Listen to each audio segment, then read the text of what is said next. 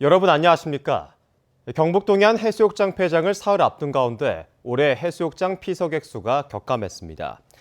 경북 동해안 4개 시군의 25개 지정 해수욕장 피서객은 84만여 명으로 지난해 같은 기간 440여만 명의 20%에 불과합니다. 가장 큰 요인으로 100만 명 이상 피서객이 찾던 포항 불빛축제가 올해는 해수욕장 개장 시기가 아닌 6월 개최된 데다 지난 7월 보름 이상 냉수대 출현과 주말에 이어진 비로 날씨가 좋지 못했습니다. 또 경북 동해안 해수욕장에는 강릉이나 속초, 부산 등지에 비해 음식점과 숙박업소가 조성되지 않아 쾌적한 피서를 즐기려는 추세를 따라가지 못하고 있습니다. 고정식 과속 단속 장비를 설치한 지점에서 교통사고와 사망자 발생 수가 크게 줄어든 것으로 나타났습니다. 경북지방경찰청이 최근 2년 새 고정식 과속 단속 장비를 설치한 108개 지점의 사고 발생 건수를 확인한 결과 설치 이전에 비해 교통사고는 35%, 사망자는 76% 감소한 것으로 나타났습니다.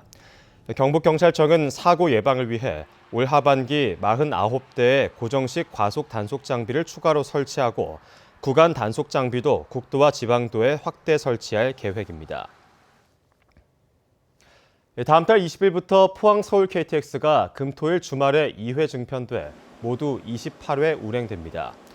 포항 서울 KTX는 주말에는 공급 좌석이 17,460석인데 반해 평균 이용객은 19,700여 명으로 2,000여 석이 부족한 실정입니다.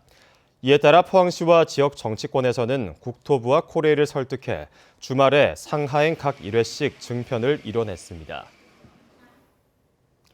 경상북도가 3대 문화권 관광사업장을 홍보하기 위해 마련한 문화보부상 순회 공연이 내일 오후 4시 울진 금강송 에코리움 특설무대에서 열립니다. 이번 공연에는 대구 경북 지역 신인 성악가와 국내 트로트 가수들이 나와 뮤지컬 갈라쇼 등 다채로운 무대를 선보입니다. 울진군은 교통 편의를 위해 울진 연호공원에서 금강송 에코리움까지 셔틀버스를 운행할 예정입니다. 포항시는 올해로 3년째 외국인 계절 근로자를 초청해 일손이 부족한 수산 분야에 고용하기로 했습니다. 이를 위해 포항시와 영덕군 출입국 사무소 관계자는 근로기준법 준수 등 운영 방향을 논의하고 법무부로부터 150명의 인원을 배정받기로 했습니다.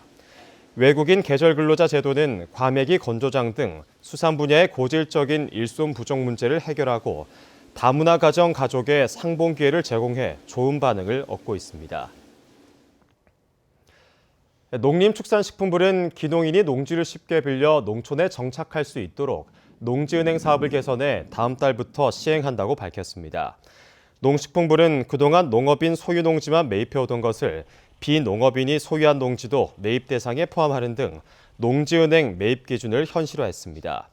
또 청년 농업인이 상대적으로 면적이 작은 밭작물 수요가 높다는 점을 고려해 1,000제곱미터 이상으로 정한 농지 임대 수탁 면적 제한도 폐지합니다. 포스코가 2차 협력사에 대한 하도급 공사대금을 예치계좌를 통해 직접 지급하는 하도급 상생결제를 도입했다고 밝혔습니다. 하도급 상생결제는 대기업과 공공기관 등 구매기업이 하도급 대금을 예치계좌를 통해 2차 협력사에 직접 지급하는 제도로 포스코는 지난 6월 제도를 도입해 그룹사 전체로 확대하고 대금 결제 비율도 늘리기로 했습니다. 이상으로 포항 MBC 뉴스를 마칩니다. 여러분 고맙습니다.